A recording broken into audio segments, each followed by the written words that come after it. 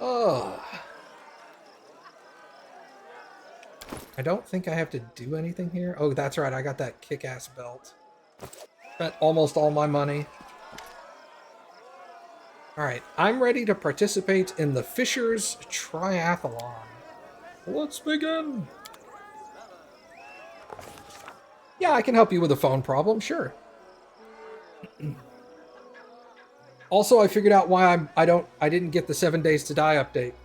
It's because the 7 Days to Die update is experimental, and I don't have experimental turned on my game. Okay, trumpets sounded over the arena announcing the commencement of the Fisher's Triathlon. We were to distinguish ourselves in 3 sports, if you could call them such. You be the judge, dear reader. The first round was fish carrying, if you can believe it.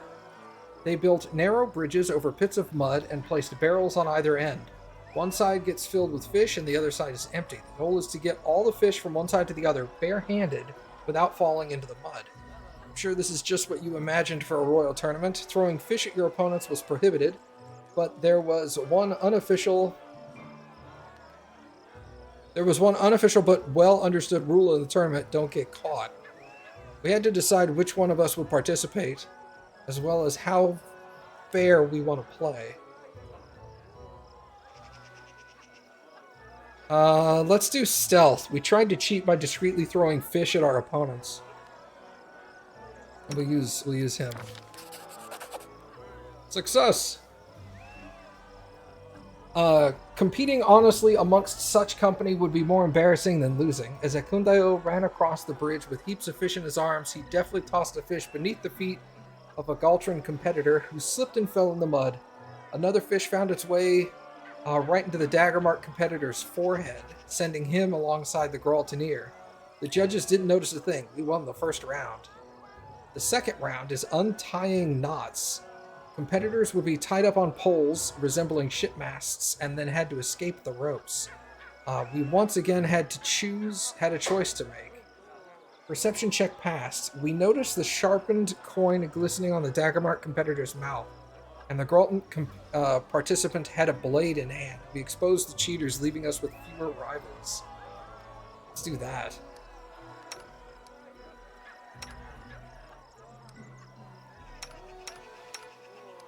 Weird.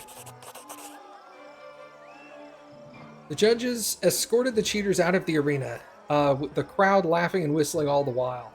With a third of the competition gone, Lindsay easily outpaced the others, untangling the ropes and making her way to the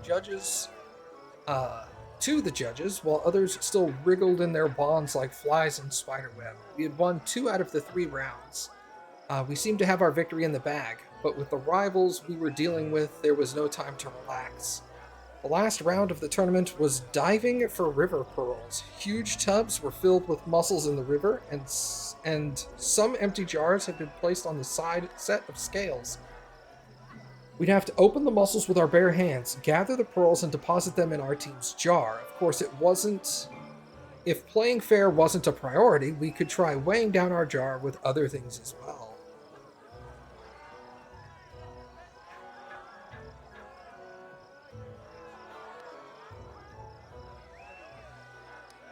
We go with Trickery. Trickery is a 27 and we need 35. Or 27 and we need 40.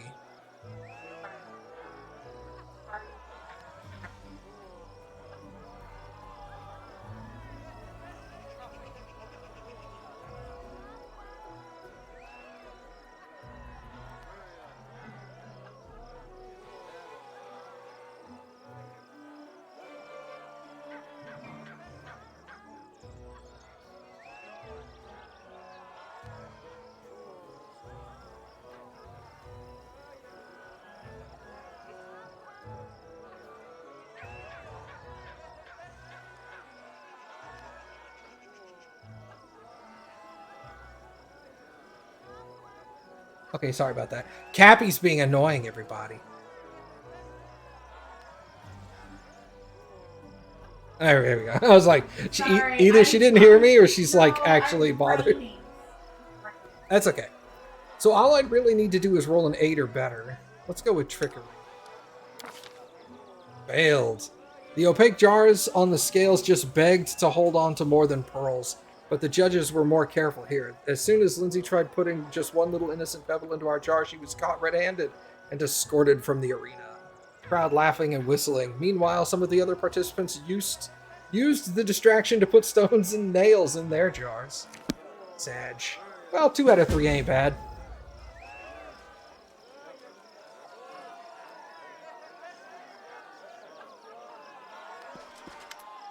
All right. I'm ready to participate in the boasting contest. Let's begin.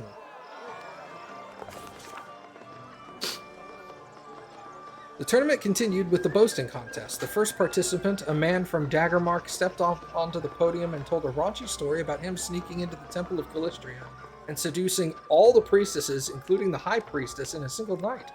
The crowd was particularly amused by the suggestive glances he kept casting towards one of the guests in Timon. She simply smiled and mysteriously in response. The second participant was a guest from Gralton, who told a completely implausible tale about his travels across other planes where he battled undead hordes and defeated a blood-curdling monster. He was an average storyteller at best, but he could get a lucky C for the story at the Academy. The listeners were inexplicably elated. Suspicious, we took a closer look at the crowd. Of course, we spotted a bard using some tricks of the trade, and likely a little magic to aid his performance. We snuck up on the bard and stabbed him in the back and then disappeared. Holy shit!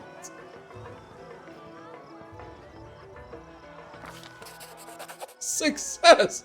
The bard collapsed to the ground, choking on his own blood. But by the time the crowd noticed, we were long gone.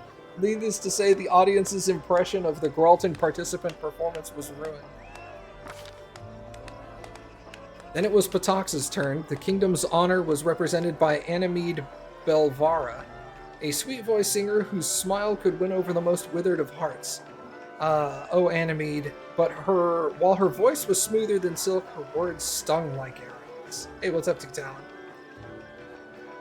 With a soft smile, she told everyone how she had spent months in our kingdom learning our secrets and instigating a riot. Of course, the honest trade of a bard and the shady dealings of a spy often go hand in hand. But Anamede, who could have expected such an ugly blow from such a lovely lady? She described in surprising and exceptionally critical detail how much the citizens of our young state suffered under the atrocities of the troll assaults and the magical plague. She never stooped to actual lies, but she made it sound as though our king, Baron at the time, was simply drinking and debauching while his subjects struggled. She made our crusade against Vortikai look like a cunning conquest of Varnhold, and the war with the Tiger Lords was characterized as an irresponsible venture. Talk about cruel and unfair. When Anamede finished and left the stage, it was our turn to perform. And what feats did our participant decide to do in their performance?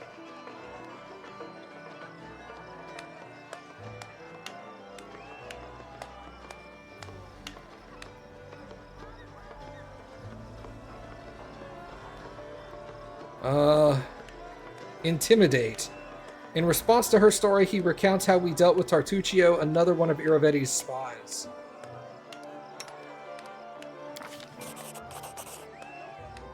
Looking meaningfully at Anamede, Lindsay spoke the sad fate that befell the last of Iravetti's spies and what may be in store for any other spies we might come across. The audience hung on her every word, sometimes laughing uncontrollably, sometimes holding their breath to avoid missing anything. Lindsay finally brought the story to an end, and the viewers gave her a standing ovation as she left the podium. The woman from Timon, a priestess of Calistria, went last. She told stories of her love affairs in faraway countries and other planes, casually mentioning an unpleasant disease she had contracted over her journeys that took her a long time to get rid of. Hearing that, the participant from Daggermark paled and grabbed his belt, bringing roaring laughter from the rest of the audience. And finally, the judges announced the winner, Lindsay. She walked up to the podium with thunderous applause and took another bow. Yay, we won that one. All right, participate in the third one.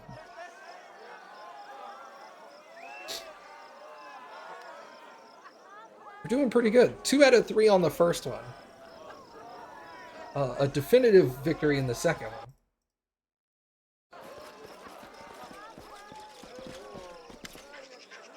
I'm ready to participate in the drunken melee.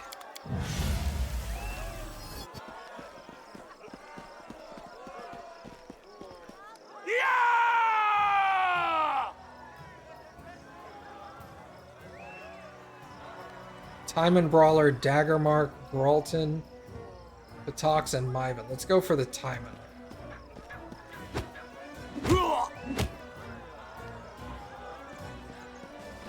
They better not all jump up on me. What the fuck?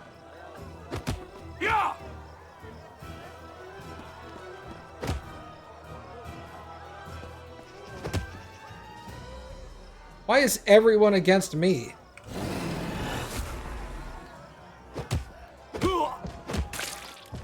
Oh, 2 down already. Damn, get wrecked, nerds.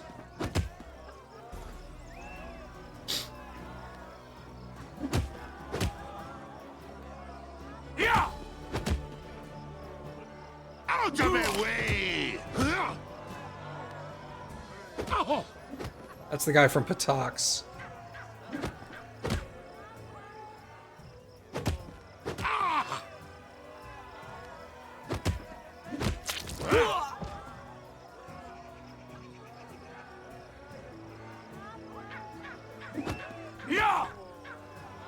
I don't like you! Hey! Let's go.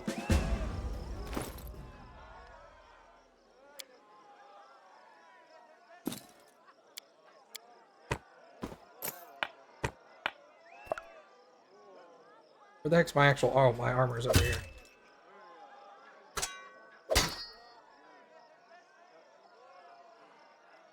Oh, and I had an extra belt. Okay.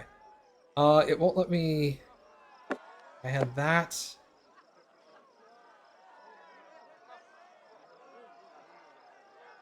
Caster level 0. I didn't notice this before.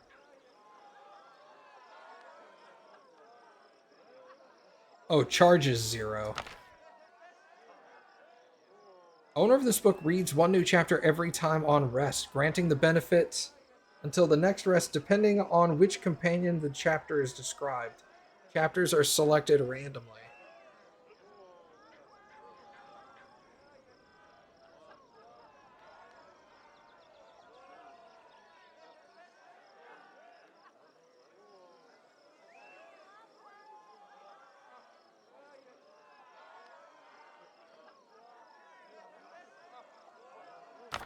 That'll give me some free rages, I guess.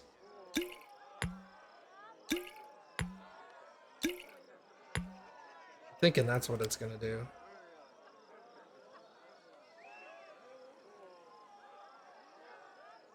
Dwarven Barbarian, which is me. So Ristoff Burleson. Chapter about Ristoff Burleson grants the ability to make the target rage as a barbarian for 6 rounds, 3 times per day. So that'll give me 6 more rounds of rage, I guess. All right, excellent. What is this? Hold on.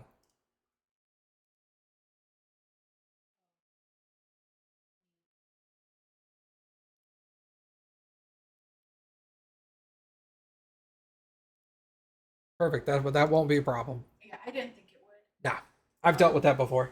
I knew you had, but I just wanted to tell you immediately. Of course, I immediately just now I'm stressed. Yeah. I know it's fine. Yeah. It'll be fine. I'll get it taken care of. Yeah. Your Royal Highness. Highness. The tournament is finished, isn't it? I'd like to know who won. Ah, yes. His Highness is about to make a speech announcing the winner. Look, everyone is gathering around now. Lords and ladies, another Rush-like tournament has come to an end. I'd like to thank all of you who honored this event with your presence. My friends, I'm happy to see all of you, but I'd like to give a special welcome to one guest who found themselves invited here for the first time. Today, we had the Baron, no, excuse me, it's King now, isn't it? Of a majority of what was once the stolen lands. Thank you for coming, my darling. I can call you that, right? I thank you with all my heart. I would prefer if he didn't call me darling, but I okay. first learned of him from my friend Stefano Mosconi. To be honest, his report was less than flattering. Impassable swamps, monsters galloping about, and a complete absence of any valuable resources. Nothing more than a dirty hole ruled by another bandit lord, hardly worthy of your attention. That's what he wrote back then. I'm so happy he was wrong. Truth be told, even now, traveling that domain is a less than pleasurable experience. Some roads have appeared, but their safety leaves much to be desired. Take the sad story of a poor Toman Henvaki from Gralton. He set off to those lands and hasn't been seen since. His brother Edrist went to find the poor fellow, and what happened? The Baron found the body in the blink of an eye. Almost as though it was stored in his cellar. And the hunt the Baron put on, clearly imitating my tournament, it was beyond description. While guests were out hunting hydras and owl bears, the latter came from behind and ate at the banquet table, along with all the servants. Some celebration, right?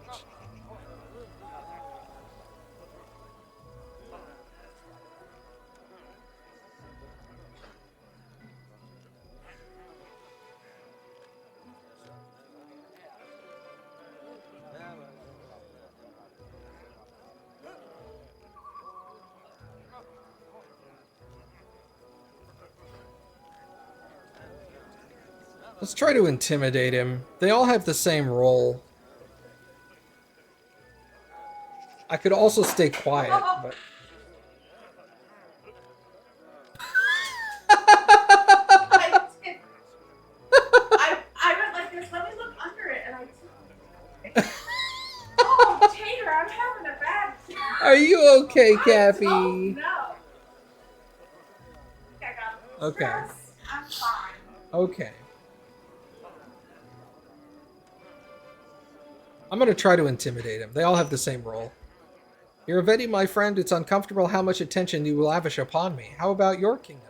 How many bodies are found in Patox's harbor every year?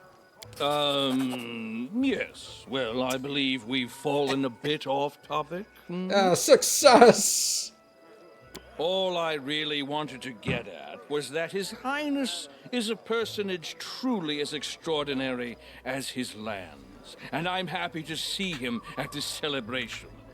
And now it's time to announce the winner of the tournament. This year, no one managed to win all 3 contests.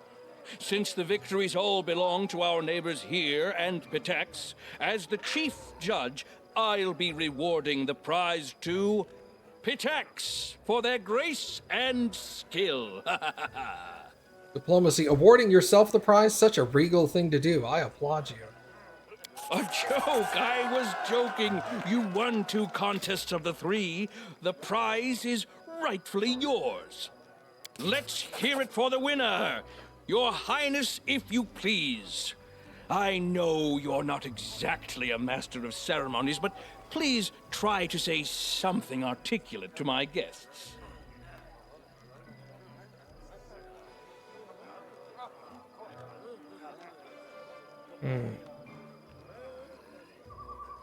What? I have to roll to be silent? That's some bullshit. Your Highness, dear guests, attending the tournament was a great honor and a true pleasure. I thank you all for an unforgettable day. It seems his insults and slanders had greater impact on the guests than your congeniality did. Your speech is greeted with sideways glances and whispers. And now, with the competition over and the prize awarded, let's get on with the main part of the celebration. The banquet! I can hear your stomachs growling from here. Let's get to the table, and later we'll see an unforgettable fireworks show.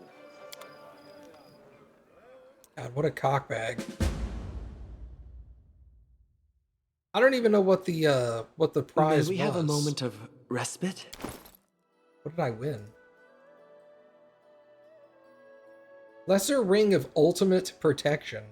The ring grants a +4 resistance on all saving throws, a +4 deflection bonus to AC, spell resistance of 19, and damage reduction of 1 to all sources. Holy crap.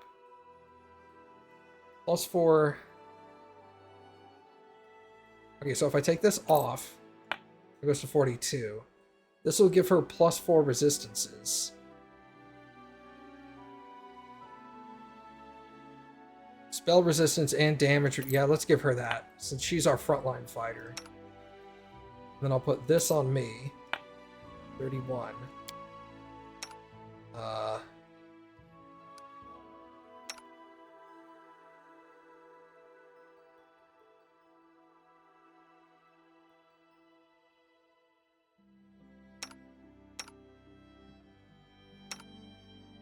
He's already got a +3.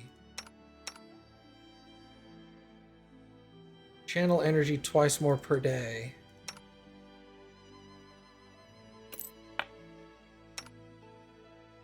She's got a ring of protection 2.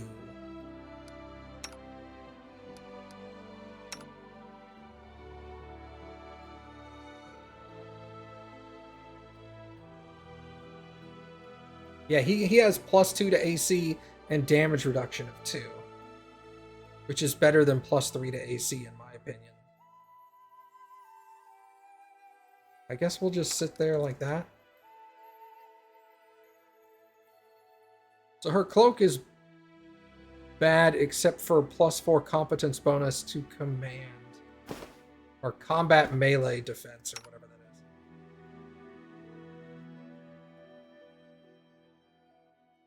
is. Put that on myself then.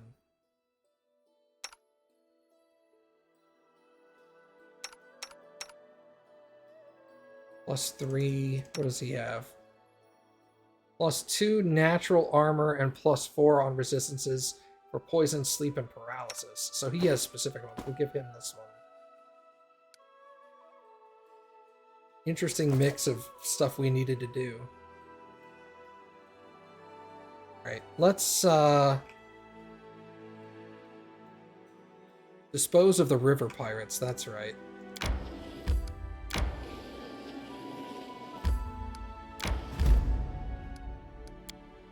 We won't enter Patox, but we will... Wait, can we sleep for free? The whole army of mean-looking guards awaited for us at their gates. They were led by a pompous buffoon named Walsh Salloway, a Patoxian magistrate. Leave now, your highness. King Aravetti's orders.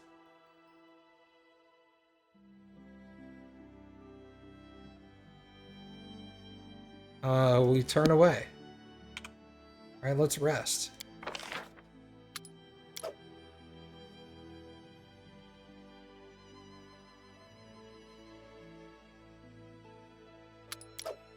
+17. Can you cook? Yeah, you're good enough. I think I've read your book about dinosaurs. Am I right? Ah, yes, megafauna and how to cook it. Yes, that one wasn't bad. But will I ever try the tongue of a triceratops again?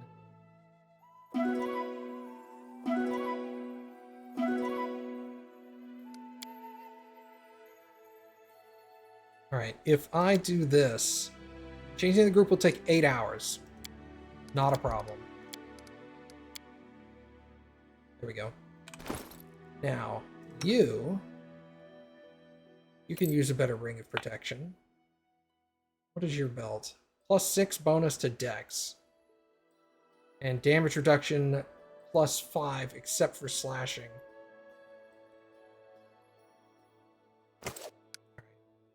I'm gonna save here.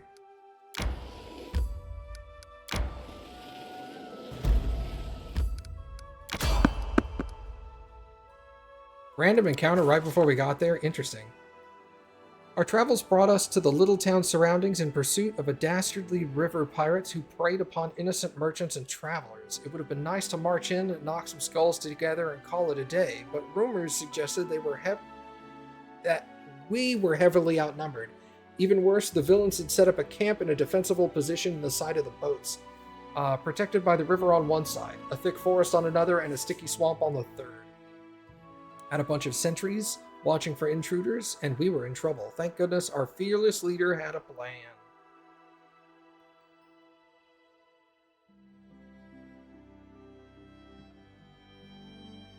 Let's see. Athletics of 32, we have 27. Nature lore of 32, we have 35. Mobility 32. Okay, so we're going to go with lore nature.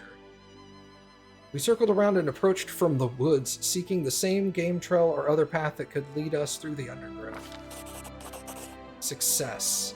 We picked birds from our cloaks as we reached the edge of the clearing. From there, we could see that there was one camp. There wasn't one camp, there were two. The second was several hundred feet away, judging by the campfires, which meant that we could vanquish the pirates in one camp before the other could respond.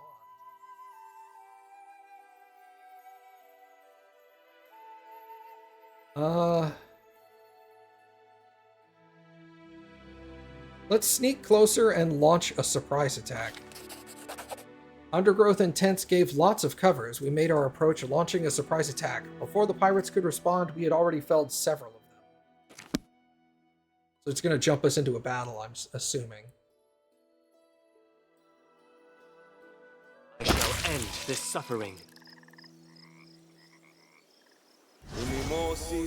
Wow. There are a lot of people here.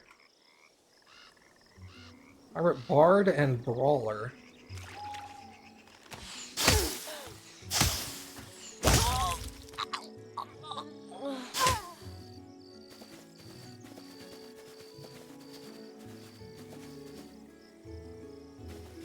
It's another Bard. Brawler, Brawler, Brawler.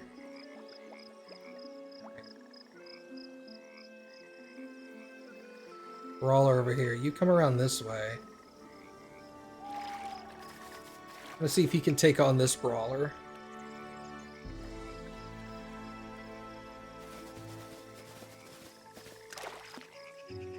Dog. Tristan.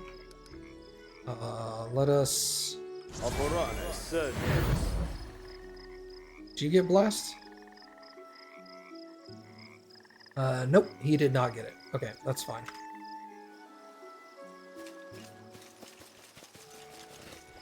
I want that Bard to come closer so I can shut him up.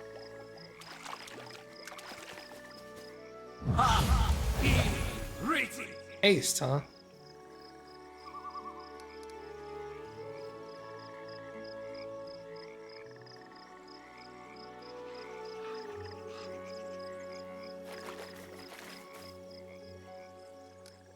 Can you reach him? No.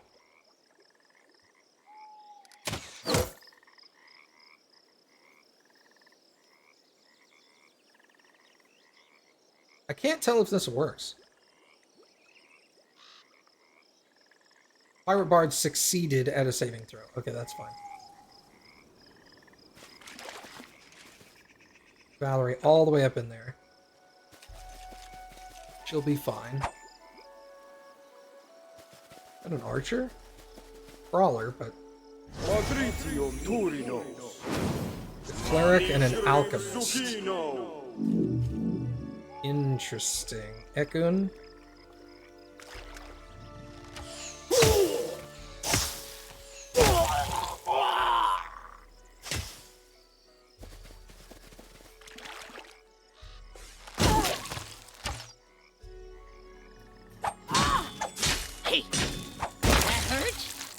Okay, that brawler's down. Dog. I'm gonna bite him.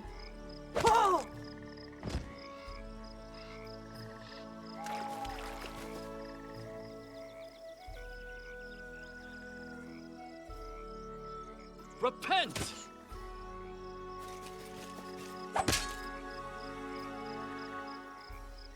smear them.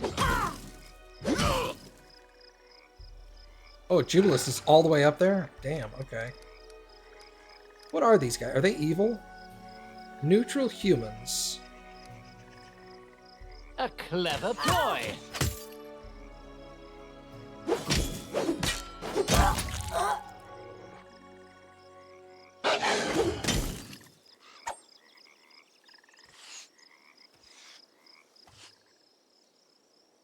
Okay, here comes the bear and the cleric. More monsters, huh?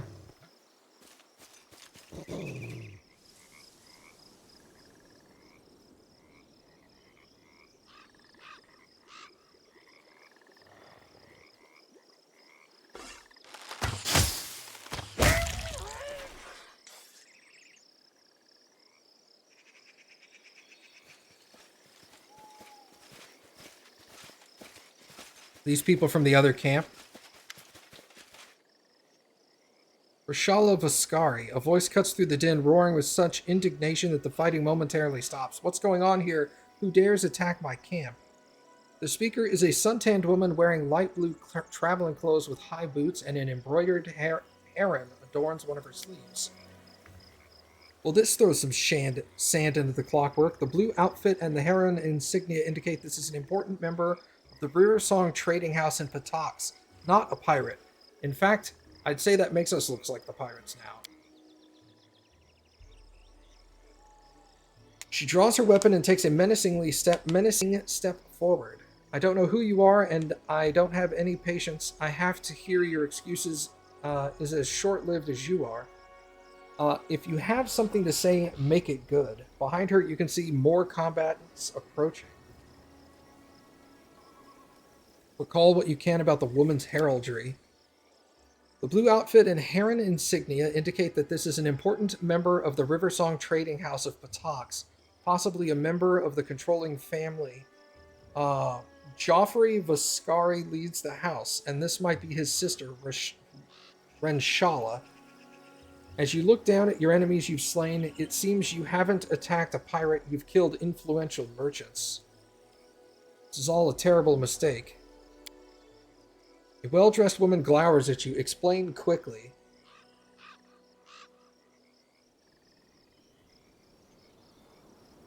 I was acting in good faith to chase off pirates, and I would never have attacked a Riversong convoy.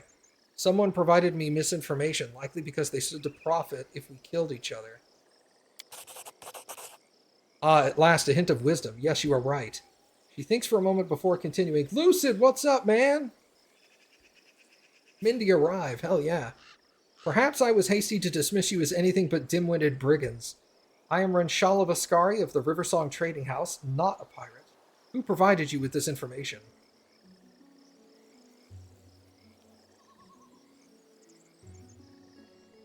The playwright Aymar Deschamps. Actually, it was Magistrate Walsh Selvaway insisted that there were pirates preying on travelers. Did he now? Certainly he has the means, but does he have the motive?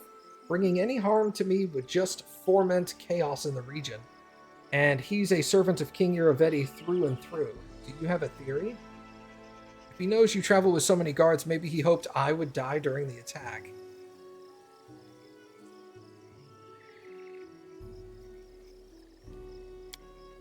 That's certainly a possibility. You must be flattered to have such powerful enemies. Well then, what do you propose?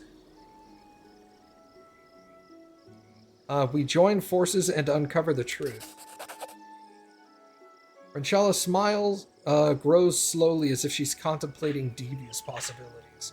Very well, I shall return to the city, and when you are ready to confront others about what transpired here, I will join you. He hands you a scroll from the magistrate. Piece together your case and get to the bottom of the mystery. For now, though, give me space to bury the dead. And I was ready to slay that cleric as well. I was gonna brutally murder them.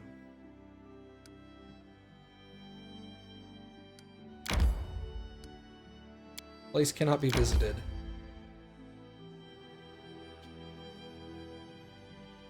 Hmm.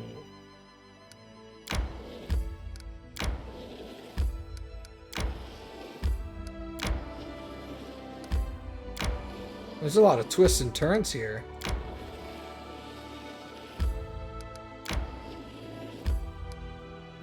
Alright, can I get here? Wow, that is a nasty direction. There's got to be another river crossing up here somewhere, dude. Holy crap. Let's go there. How you been, Lucid?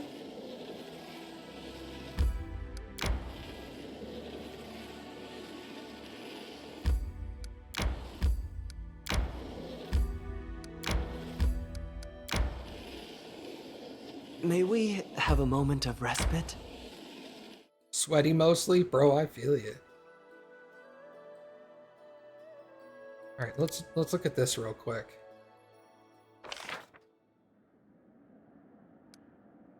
Tenebrous Steps. I don't care about Tenebrous Steps. Rushlight Tournament is over. Address the Kingdom failure. No surprise there. Tristan has some news and wants to discuss something privately. Address the Kingdom. EC 25. You're surprised I haven't finished it yet? From what I have been told, I am getting close. Address the Kingdom. Let's let the storyteller address the Kingdom. He'd have to roll a 17 or better.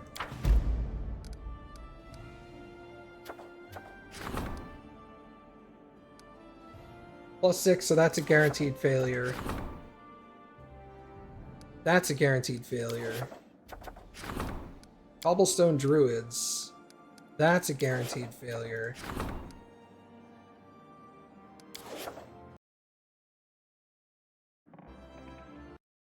Sorry. Well, those things are just going great. Feast for the Afflicted. Well, we can't do that. Alright, Ekun, try that.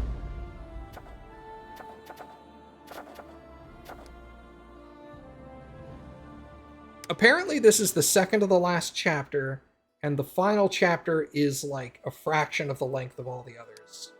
It's probably like 1 or 2 missions and that's it.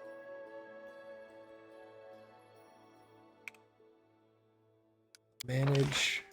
You cook. You camouflage.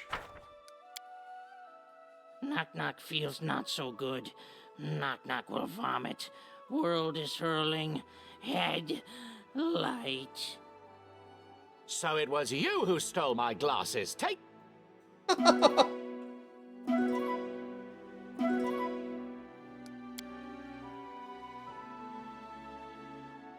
Also, part of the reason why I'm playing mostly this is I want to try to, like, finish. I'm ready for it to be done. Like, it's been a really fun game, but I'm also ready to be done with it, you know?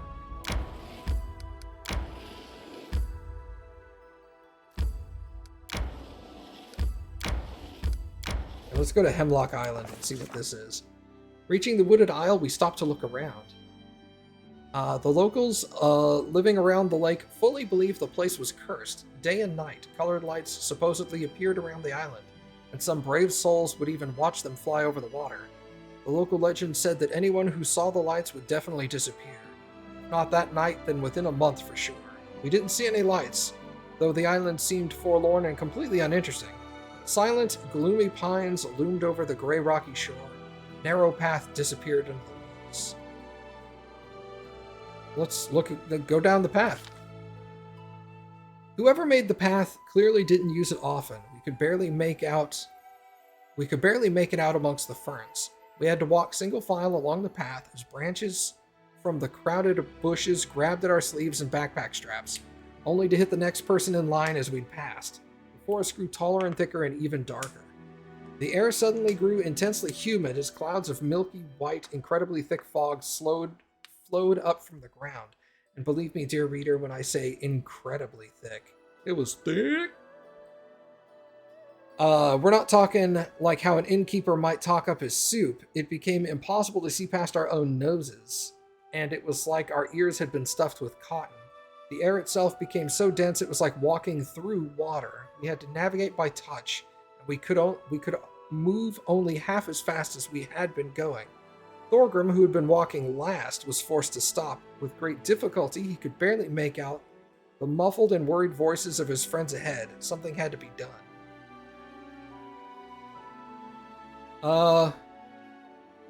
Mobility. Failed. Thorgrim continued forward through the fog, but progress became more difficult with each step. He felt a sudden movement in the air to the left.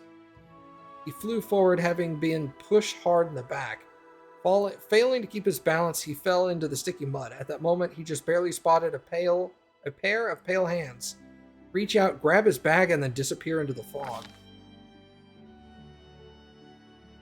The fog finally began to clear, and soon there was no trace of it. Thorgrim looked back, and his friends were nowhere to be seen, but up ahead he could make out blinking, welcoming light. As he approached the light source, it quickly became clear that the light was a bonfire. Soon Thorgrim had entered a brightly lit clearing and saw all of us. But why then did no one jump up to greet him or give a welcoming yell or hug or even offer a cup of hot tea? Why we'd even frozen in their seats, spoons lifted in the air? Why the deathly silence? Imagine Thorgrim's surprise when he finally saw his appearance that caused such a strange reaction. It seemed he hadn't been missing at all. He'd been sitting with... Stop moving! He'd been sitting with us by the fire, watching his exact copy emerge from the forest. Well, that's interesting. Yes, dear reader, just imagine it. 2 copies of the king met in the clearing, seemingly identical. But which 2 was the real king? The king sitting by the fire said, "How can there be any doubt? I am the real king, of course. Look, I've got my bag with all my things." And what did the king who had walked out of the forest say?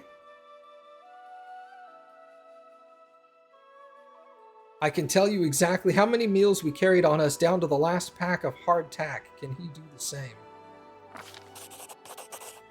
A deafening silence hung in the air. One could hear the thoughts churning through our brains, and then Thorgrim, sitting by the fire, laughed in a strange voice. He stood up and began rising into the air. The mask dropped, and we saw a short, pale man with blonde hair and a parrot-like wings with bright feathers. We all went after him, but Thorgrim held onto him most tightly. His hands gripped the Joker's wings with an iron grip. That's a strange... His hands gripped the Joker's wings with an iron grip. That's not good. Okay. Then an ear-piercing whistle sounded from all above us, and the stones began raining down from above. The impostor was aided by his winged kin, who grabbed him by the hands and began pulling him up. We didn't give up, but in the end, we were overpowered. There were just too many, dear reader. They quickly reclaimed our prisoner from us, soaring into the air and shaking their fists as they flew off. We sat a long time around the fire, laughing and chatting about how Thorgrim cleverly dispelled the illusion. And when morning came, we looked around at the rainbow-colored feathers left behind by our uninvited guests. I noticed one of them had lost a valuable bracelet in the fight. We ended up with that trophy, at least. Grippy grippers. You're guzzling them glizzies, or whatever that saying is. The bracers grant its wearer a +1 bonus to illusion spell DC and +2 to saving throws against illusion spells. Anybody not have bracers? Oh wait, I'm looking in the wrong spot here. You don't have bracers.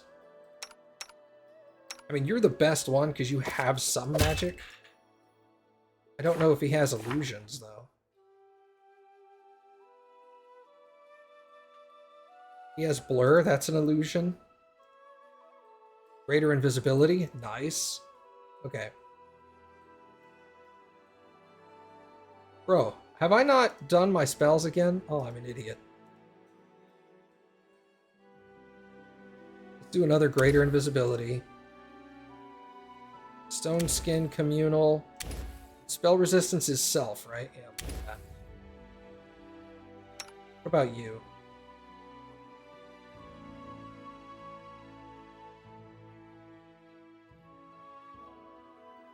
Put a controlled fireball. I'd like to...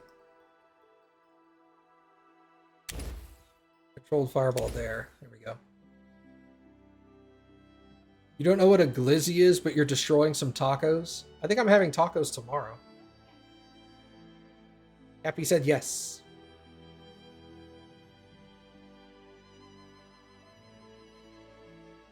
Greater Dispel Magic.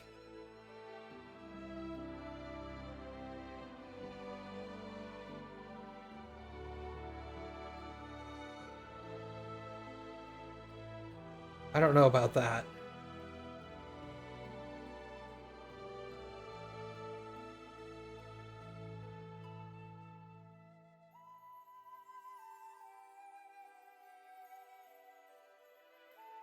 Extraplanar creatures out of your home plane. So it will affect friends, but only if they're extraplanar.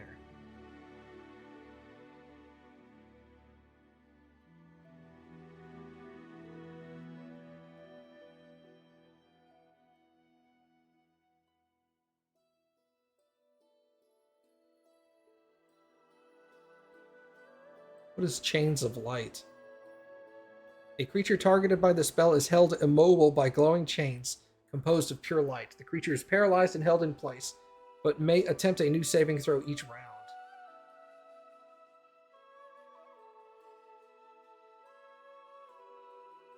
Well, this is a good spell.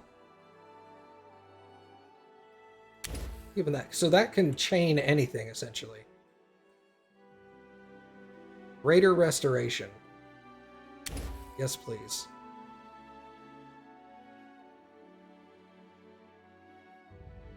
Dictum.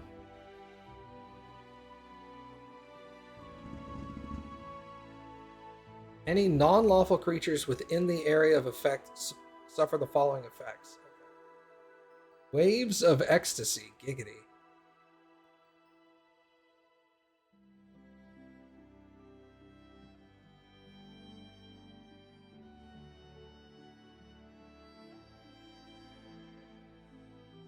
Destruction. The spell instantly delivers 10 points of damage per caster level. So 140. If the target's fortitude saving throw succeeds, it instead takes 60-10. Wow, destruction sounds awesome.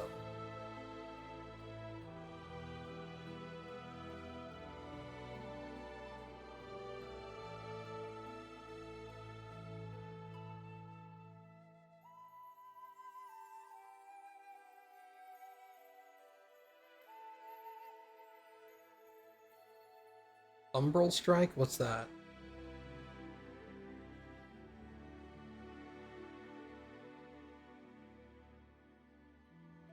You create a bolt of dark energy and use it to make a ranged touch attack that ignores concealment.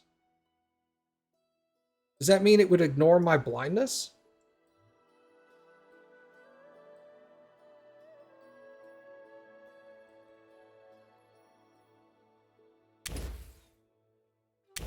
In theory? Alright, that's cool. Does anybody else have spells? You? Damn, dude.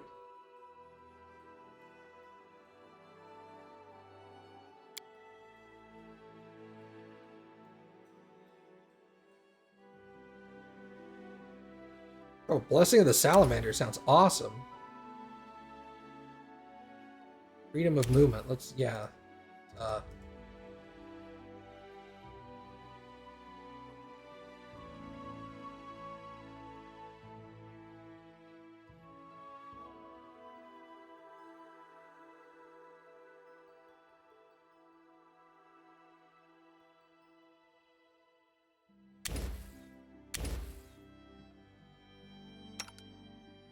Okay.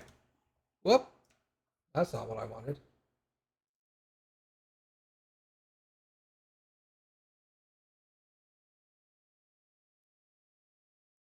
Sorry about that. Okay. So...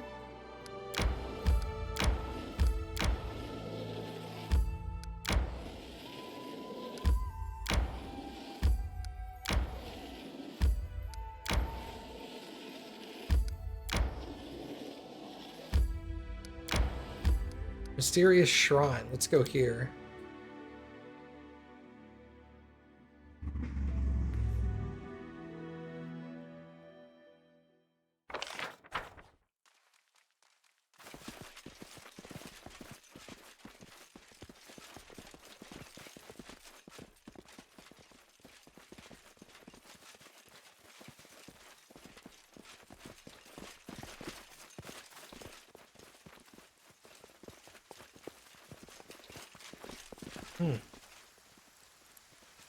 Oh.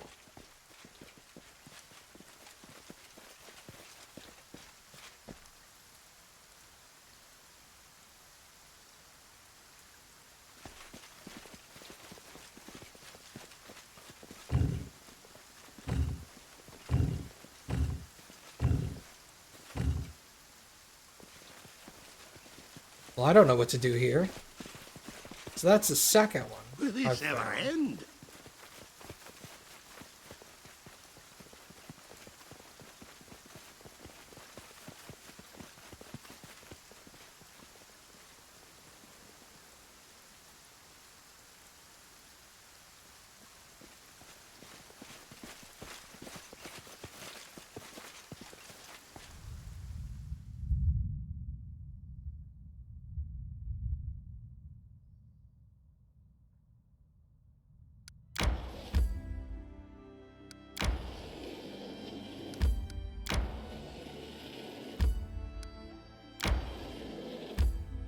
Alright.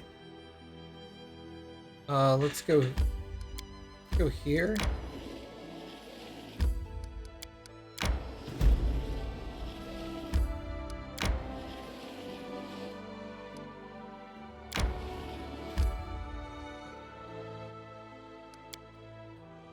Knock-Knock.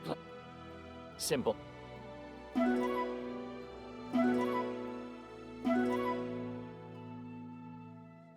Okay.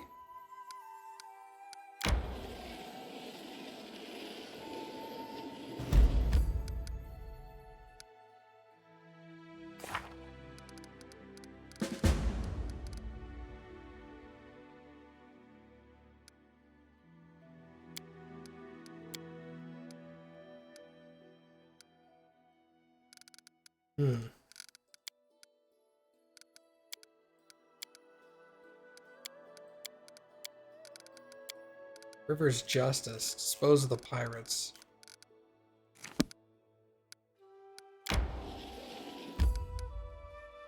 Who's Giggling Hill?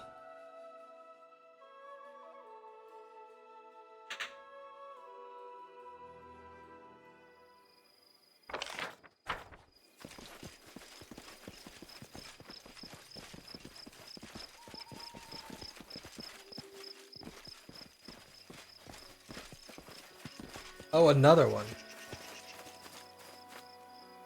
The nearly erased inscription, "The dark night, my queen, dark is your heart. Dark is the despair that consumed our lives when we killed you." Not that I care. So there's multiple... Okay. I'm starting to understand how this is going to work eventually. There's multiple puzzles, and eventually there's going to be one that shows me where all the pieces go, and then I need to come back to each one and like put them in the right spot, maybe. Follow me. Some humming over here.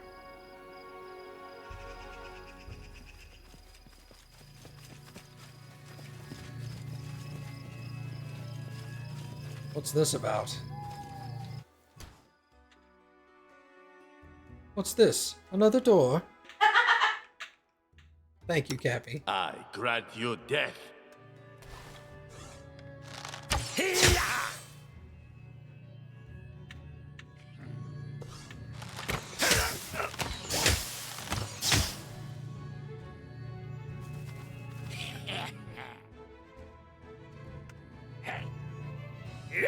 Dog, can you get through? Dog cannot get through. Let's delay dog until there. Jubilist, step out of the way. I hear another one over here. Let us strike as one!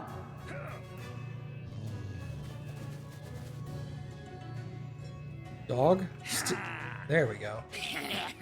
Aha! I see you. Dodgy. Rowdy. Tristan.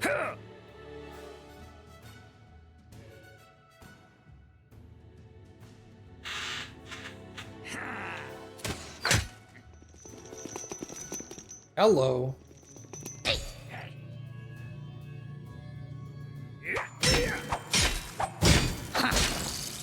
Man, get wrecked, dude. Holy crap. Do I have C invisibility?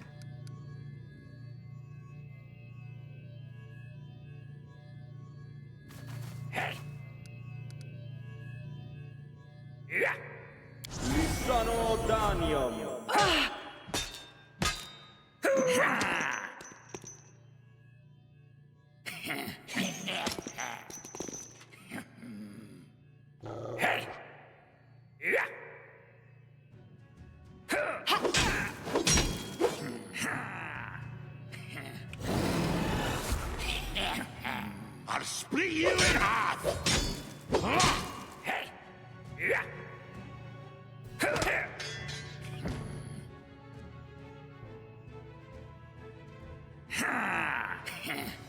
Cannot hide from me.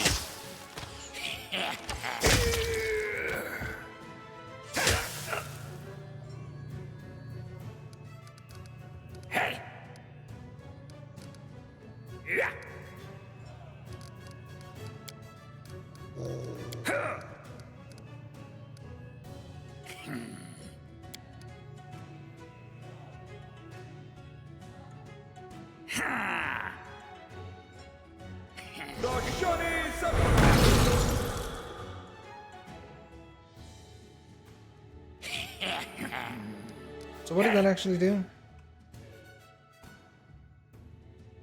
If you hit, the target takes 1d6 points of damage per caster level.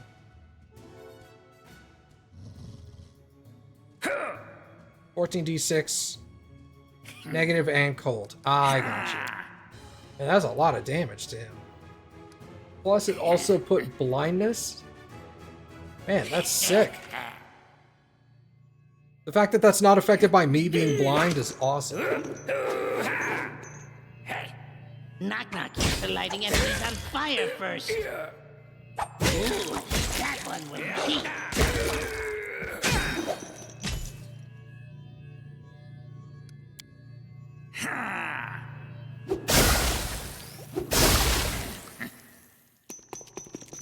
Hey, that was not...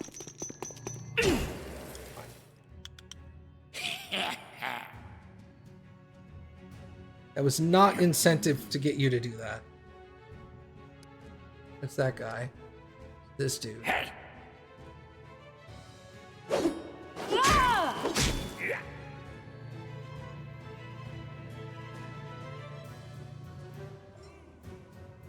Don't act like I can read what you just said to me.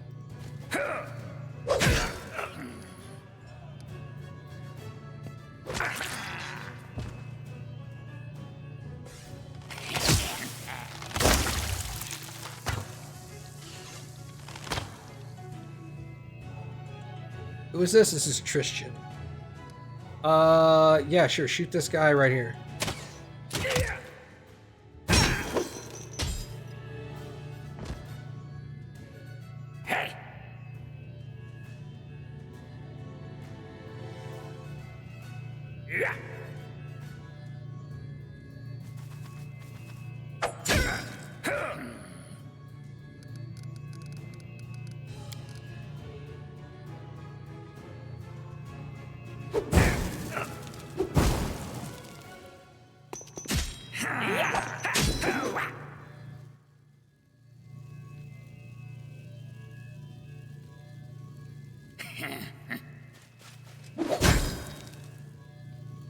Alright, I don't know who I'm hitting here, so let's... That one?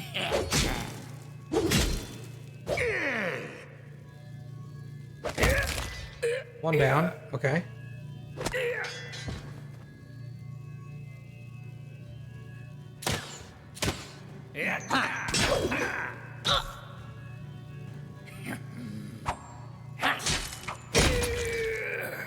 Awesome. I like that sound.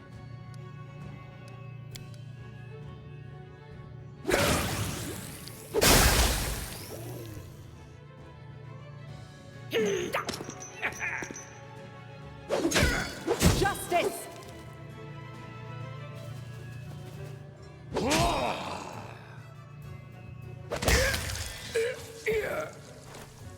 Oh, damn. Ekun got knocked down? Shit. I didn't even notice he was unconscious. I'm That listening. sucked. Share your troubles.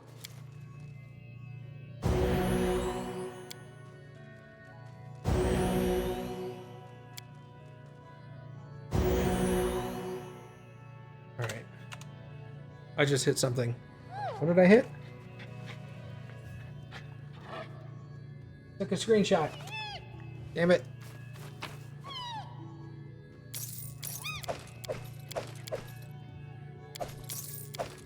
He's worth 100? Yeah. Okay, it's done. You got Akundayo killed!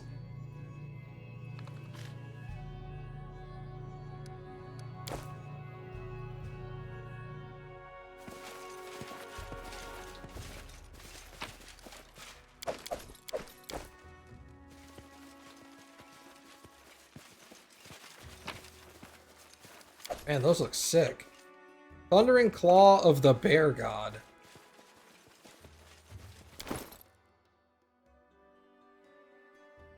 The wearer has the weapon finesse feat. This amulet allows them to apply the dex to damage rolls with unarmed and natural weapons.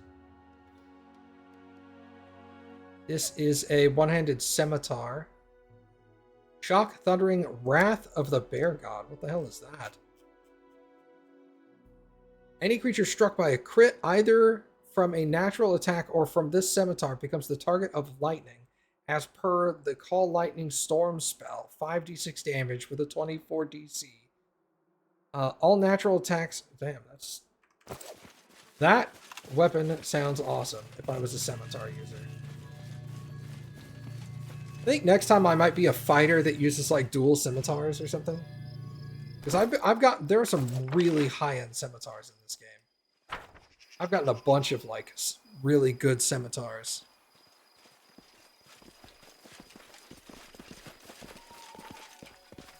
How much longer, I wonder? You know what? We'll go ahead and take all of that, too. Alright, I think we need to go back home, because I need to stay in the capital to get rid of this death problem I've got. Alright, cancel. Actually, let's see if I can find a quicker route here. Yeah, okay, sick. Back to the capital.